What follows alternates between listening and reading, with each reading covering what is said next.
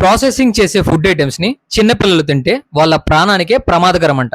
మనం తినే food items ని ఎక్కువ రోజులు నిల్వ ఉండడం కోసం కొన్ని కంపెనీస్ ప్రిజర్వేటివ్స్, షుగర్స్ ఇలాంటి చాలా కెమికల్స్ ని యూజ్ చేస్తాయి. ఈ ప్రాసెస్ ని ప్రాసెసింగ్ అంటారు.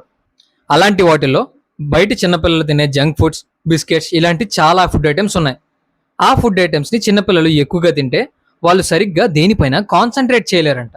అలాగే వాళ్ళు చాలా చిరాకుగా బిహేవ్ చేస్తారు. దీనిపైన నెదర్లాండ్ అండ్ బెల్జియంకి సంబంధించిన కొంతమంది సైంటిస్టులు పూర్తిగా రీసెర్చ్ చేశారు. వాళ్ళు రీసెర్చ్ చేసినప్పుడు 50 మంది చిన్నపిల్లల్లో ప్రాసెసింగ్ చేయని ఫుడ్ ఐటమ్స్ని 5 వారాల పాటు ఇచ్చారు. అలాంటి పిల్లల్లో 64% ఇలాంటి లక్షణాలు కనిపించలేదంట.